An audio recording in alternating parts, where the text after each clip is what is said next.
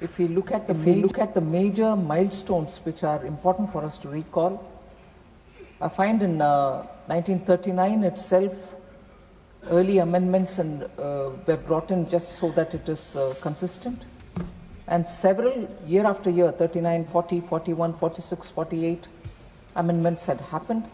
And in the year 1950, reduction of agents' commission as a major milestone was brought through. Honorable Minister, just for a second. Honorable members, the discussion on the Sabka Bima Sabki Raksha Amendment of Insurance Laws Bill 2025 is underway. If the House agrees, we may sit beyond 6 p.m. up to the disposal of the bill. Do I have the leave of the House to extend the sitting beyond 6 p.m.? Okay. Honorable Minister. So, allowing FDI into insurance sector, sir, was even envisaged in 1999 when, for the first time, entry of private players in the insurance sector was allowed with FDI opened with a limit of 26%. Post that in 2015, we had the maximum foreign investment cap was raised to 49% from 26. So 1999 it went to 26, 2015 it went to 49, and in 2021 it touched 74%. Now we are coming up with FDI 100%. So similarly, the LIC Act gave several amendments, again 8 times before 2014 the LIC Act has been amended. In 1981, explicit powers were given to the central government to make rules regarding service conditions of all classes of LIC employees and agents. I would say that was one, and later in 2012, paid-up equity capital of LIC was determined at 100 crores. But subsequently, LIC has gone for IPO, which is something which all of us know of. And since the regulator-related IRDA Act, sir, establishment happened in 1999, but with 2015 there was an amendment to align it with the Insurance Act, and also subsequently one more in 2019. So these 3 acts which we are trying to amend today have already seen amendments at different time periods. So since coming to power in 2014, our government has actually made significant changes in the insurance sector. Because if the country's development has to be achieved, we need greater insurance cover for our people, for our businesses, and also for our health, and also for majorly for agriculture and so on. Keeping that in mind, in 2017, our government brought in the insurance ombudsman rules, and that was to provide a fast and cost-effective channel for resolving grievances of policyholders. Today, IRDAI has established an extensive framework for protection of policyholders.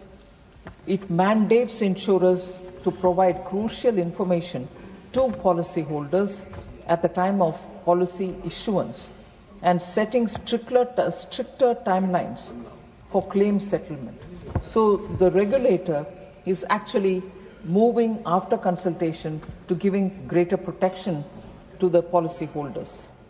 Sir, the government has also established the National Health Exchange to facilitate exchange of claims, health claim, and information thereof between the hospitals and the insurance companies. This way, the policyholder doesn't have to run from one pillar to another post, but if the health claim information is shared between the hospital and the insurance company, it resolves issues faster and in a seamless manner. So the settlement of claims has become a bit more simpler, although there's a lot more that one can do. Our government is also deeply committed, sir, to expansion of affordable insurance in rural areas for common man. And that is why you find several flagship schemes, particularly insurance schemes, which have been launched since 2014. Jeevan Jyoti Yojana, Suraksha Bima Yojana, Jan Arogya Yojana and Krishi Bima Yojana are all in the interest of the common man who requires affordable premium to be covered under these schemes. So together the Jan Suraksha schemes, as I would like to call it, has provided a safety net with total enrollments. The Jeevan Jyoti Bima Yojana, Suraksha Bima Yojana, Jan Arogya Yojana, Krishi Bima Yojana together have enrollments over 81 crore people, all of whom need that cover. Okay, they have all been enrolled. But has there been any settlement-related data which proves that the scheme is actually delivering where it matters? So these 81 crore enrollment has seen settled claims to the beneficiaries to the tune of 23,440 crores. So these poor people who have been given the cover with minimum premium taken from them, accident or life, have seen settlement of claims to the extent of 23,440 crores. Also, sir, the IRDAI or the regulator has also mandated launch of standard insurance products, no frills, basic product, that is, to ensure affordability to all sections of the society. These are actions already in place. And also through the regulation, the regulator has actually mandated rural and social sector obligations. And this obligation is across the board for all insurers, and they will have to therefore cover specified percentage of people belonging to the rural areas and underprivileged sections also. So these obligations are binding on all insurers and are being rigorously monitored by the regulator. Also, a very interesting initiative which the Honorable Prime Minister Modi had taken was to bring in more women as insurance policy agents. That is, they are called Bima Sakhi.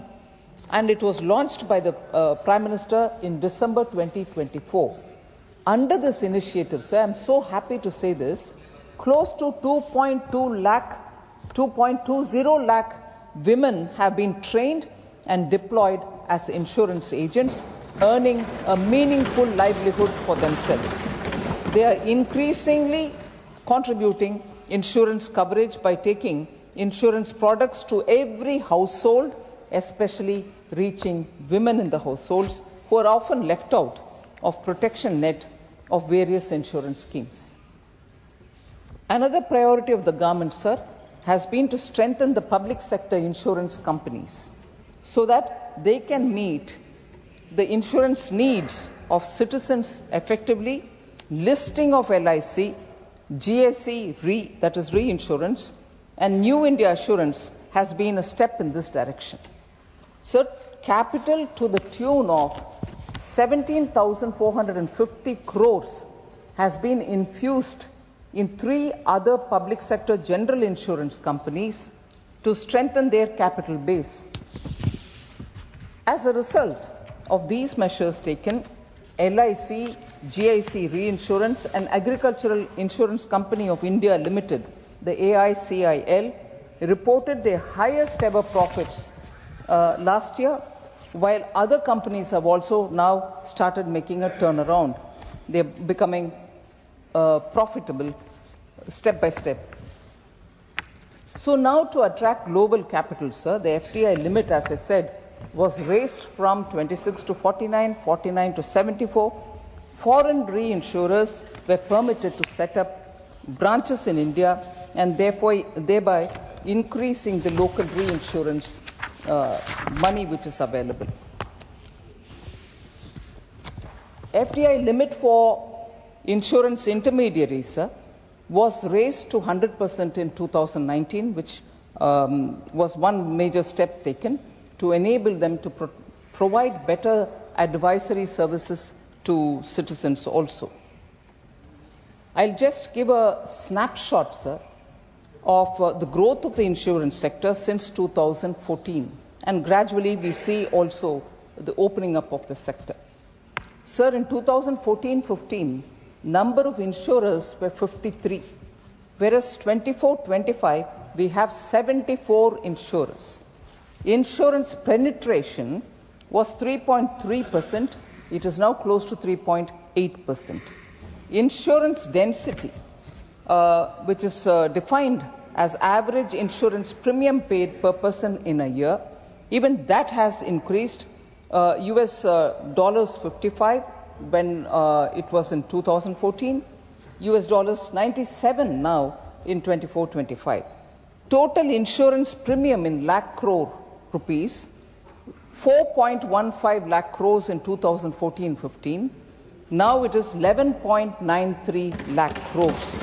So actually, the insurance premium amounts showing or reflecting the fact that more people are getting covered is seen in these numbers. Assets under management, again in lakh crore rupees, it was 24.20 in 2014-15. Now it is 74.43. 3 times it has increased, asset under management. So, opening up the market, opening up the insurance sector has actually helped in greater penetration. There's scope for more.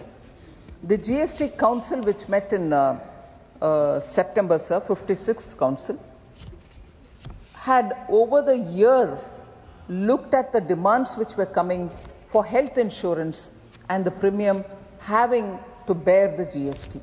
So there is now, after this 56th GST Council meeting, there is now 0 rate for GST, which has been brought down from 18%. So earlier it was 18%, now it is 0 on all individual life insurance policies and individual health insurance policies to make them more affordable to the common man.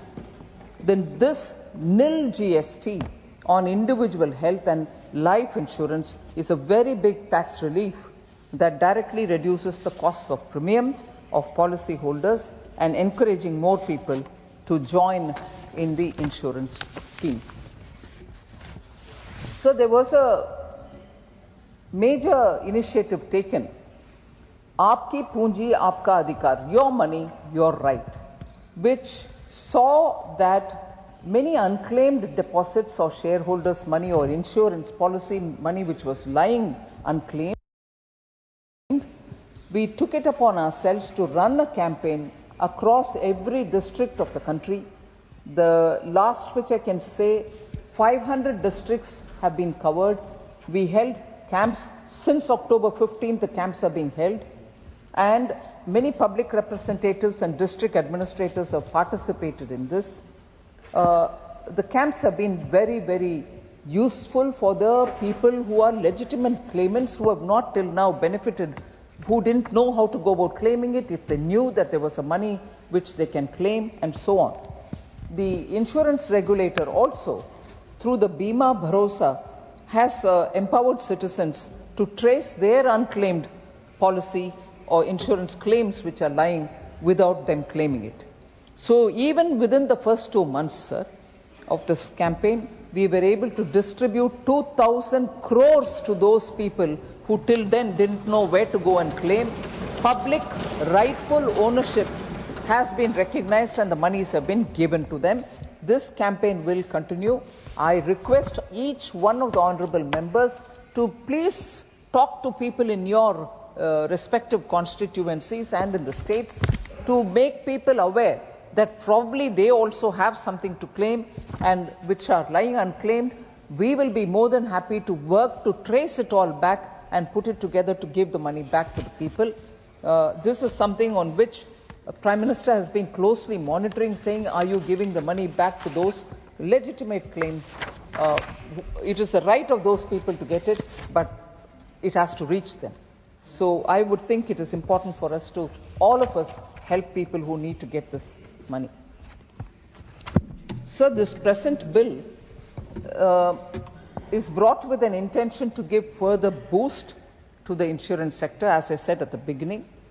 One important thing which I think is critical for all of us to recognize is the provision to disgorge falsely claimed profits is now being given to the regulator, and the monies will also have to be given back to the people to whom it rightly belongs.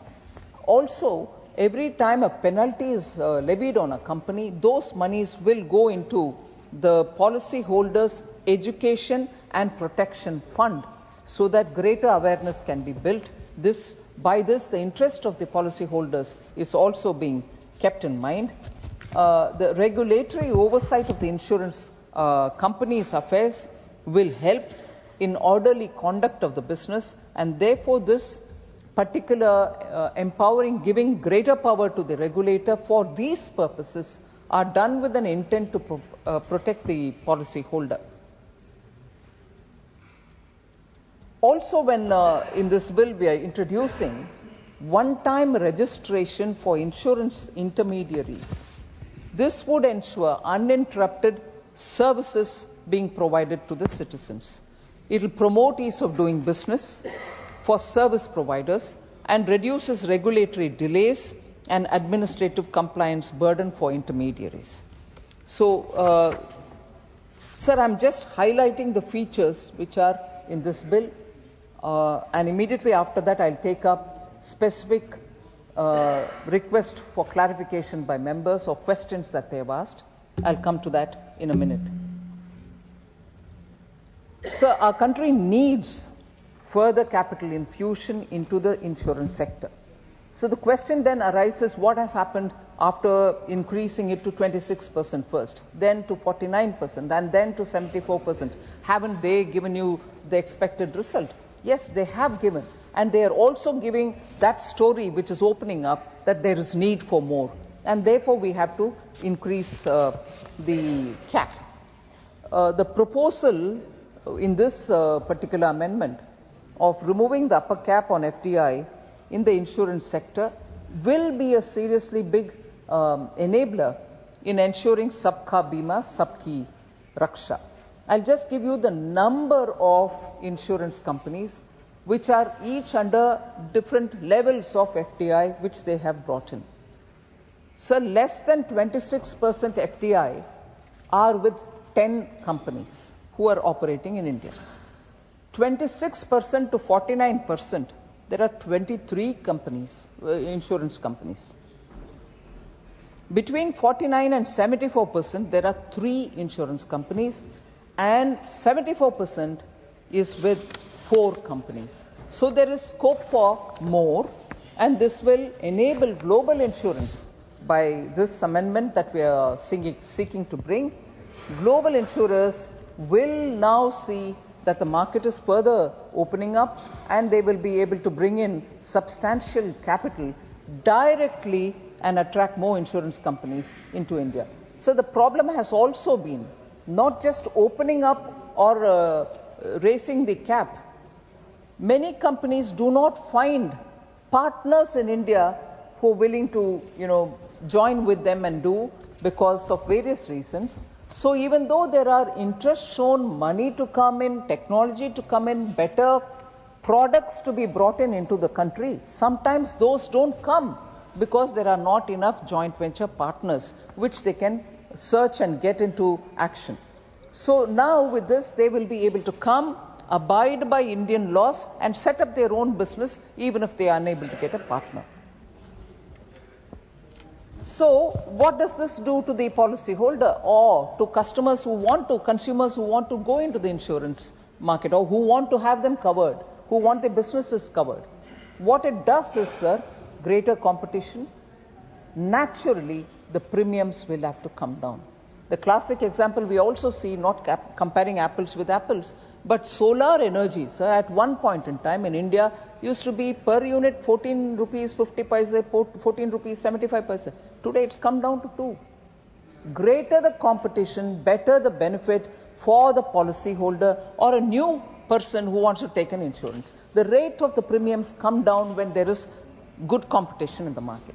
So these are reasons why we want to have greater FDI participation. We are also standardizing the regulation making process by this very amendment that is being brought in, by introducing standard operating procedures for regulation making and the mandatory public consultation. This will be of importance for members to hear, and a mandatory public consultation on all regulations by the regulator to ensure that the process is consultative and transparent. So, as per the current provisions, intermediary licenses are directly cancelled straight away when found violative of the law. But many of them are probably not intentionally violative. Sometimes oversight reasons also happen. So by straight cancelling it, the process for them to come back becomes very difficult. So we are introducing suspension of intermediary license instead of direct cancellation. And we provide them time for compliance and allow them an opportunity to strategize and streamline their operations during the period of suspension.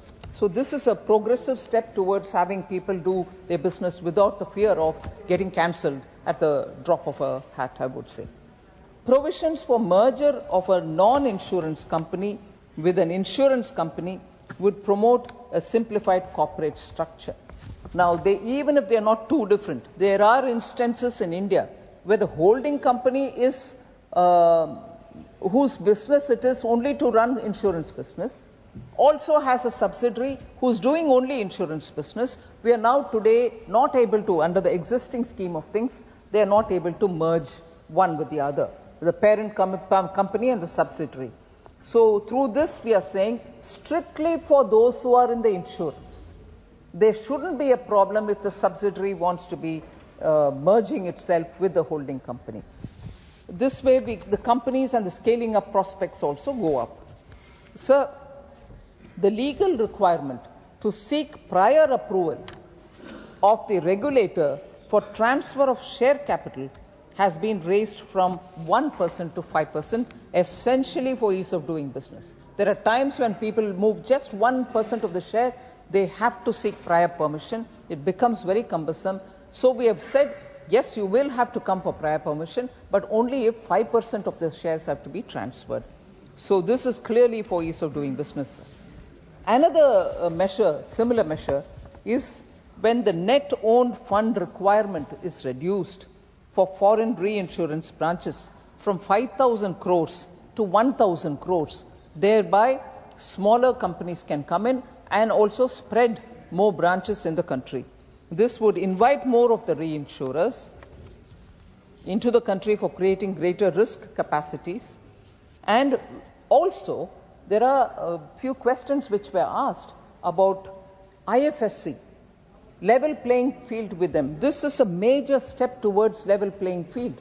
By allowing this net owned fund requirement to be lesser than what it is now, you're actually creating a level playing field with the foreign reinsurance businesses which are set up in IFSC and the domestic tariff area.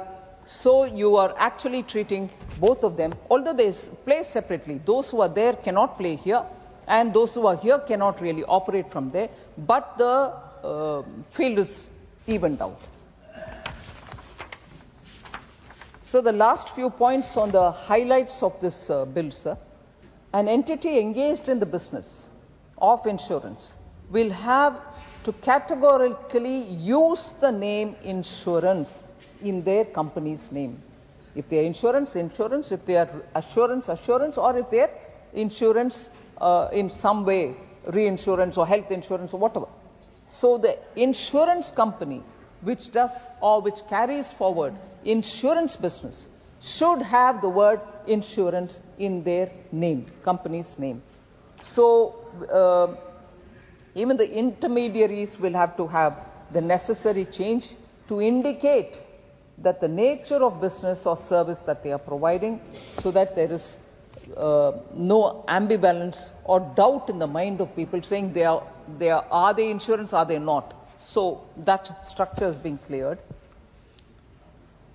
We've also very clearly said, sir, and this is very important, periodically the central government, in exceptional circumstances, by notification, apply with modifications or exempt totally the insurance intermediaries operating in special economic zones, including IFSA, from the provisions of Insurance Act.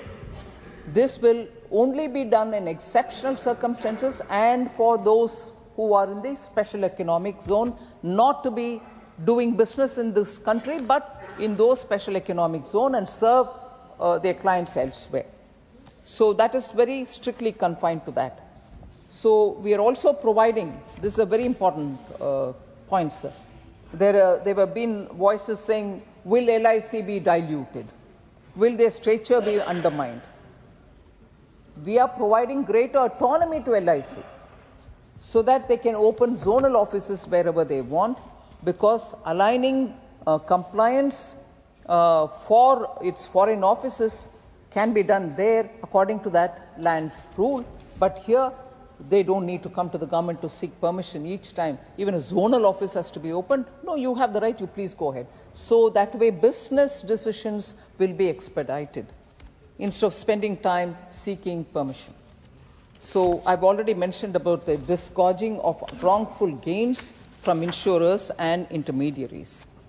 Sir, the maximum limit of penalty on insurers for default in complying with or acting in accordance or acting in contravention of Insurance Act, the regulator has proposed that there should be an increase in the penalty amount. It is currently 1 crore. It will be increased to 10 crores. And now the insurance intermediaries also will be treated equal to the insurance company itself. Earlier there was a disparity.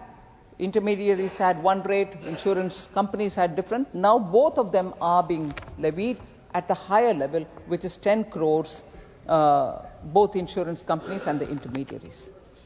So this, I think, summarizes the main features of the bill that we have proposed here. Members have asked a few questions.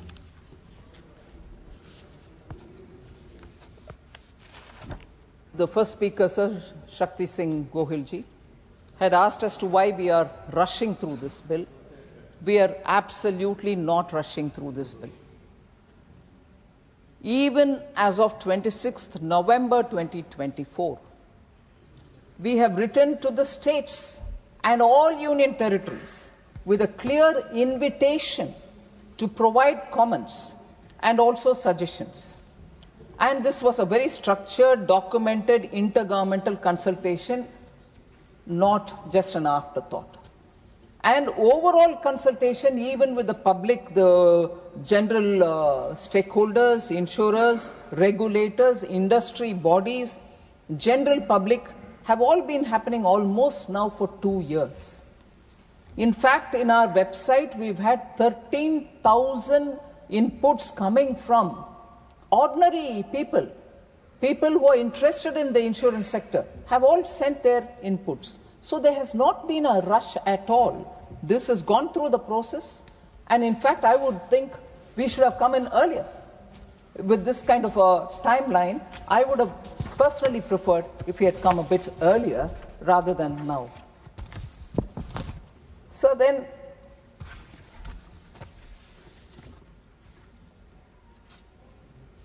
will these amendments result in an adverse effect on employment? Was a concern raised.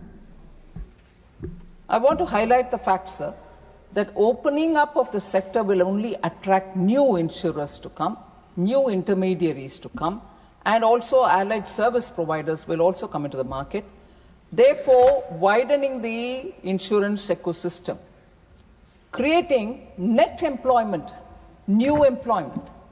And what are the kind of work for which employment potential will open up? Agents, brokers, intermediaries, one section. because the market becomes larger, more products are being launched, and wider customer outreach happens. The second layer which will have benefit is the ancillary services, such as technology providers, claims managers basically, those who do analytics, customer service, and underwriting support which is provided. Jobs will have to expand in those areas. Students who are doing actuarial sciences will also have greater prospect because there's increased demand across for products. The pricing will have to be rightly arrived at. Only actuarial science students will know how to arrive at pricing. Risk modeling, product design, and compliance roles. All these are jobs which are waiting post more and more opening up. So actuarial sciences students will have greater market demand for them. And finally, when the branch offices open up for each of these companies, finance graduates or non-finance graduates who want to get into this field will have an opportunity. As it is, after that 26% increase in the year 2000, after raising it to 49% in the 2015 amendment, and again taking it to 74% in 2021, look at the numbers, sir. The number of employees, agents, and micro agents have grown by almost 3 times. In 2014-15, we had 30.14 lakh employees, agents, and micro agents. That number from 30.14 lakh, has actually gone to 88.17 lakh in 24-25. So the number of employees, agents, and micro agents number is actually multiplying, and not just marginally, substantially. Overall, therefore, sir, it will be a great job creation opportunity, skill development opportunity, and formal employment opportunity. I already addressed this issue, sir, but because I want to say a little more, saying, will the LIC statutory recognition be diluted? Was a question raised. I can't see the member here, Ashok Mittalji, but he raised it. We are actually empowering LIC, sir, like the way I told about zonal office or any other that they want to take. These decisions don't have to come back to the government for permission. They should automatically, professionally handle it. And also, sir, I'm very happy to say this. LIC continues to enjoy the trust of our citizens and perform well to their expectation. That is why it is important to recognize that even for LIC, a good competition is only going to make them even more professional and accessible for our policyholders. LIC's own total asset under management has increased by 6.45%, and it stands at 54.52 lakh crores as of 24-25. Is this possible if we are trying to undermine them, sir? Till now, have we undermined them? Not at all. The solvency margin of LIC has improved to 2.11 from 1.98, and this within 1 year between 2023-24 and to the current 24-25. LIC also registered a growth in its net value of new businesses, which stands at 10,011 crores compared to 9,583 crores in the previous year.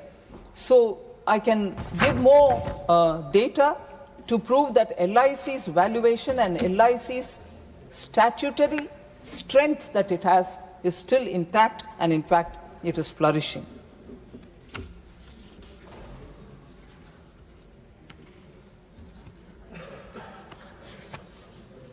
Sir, this question about, oh no, the shareholders' interest is probably not being kept in mind, only capital or only those who are promoting it and their interests are kept in mind is not right at all, sir. Because policyholders' benefits are the ones which we are keeping in mind. When I spoke about the funds which are raised as a result of penalties which are being imposed on wrongdoers, is actually going towards protection of the policyholders. So that is not right, and more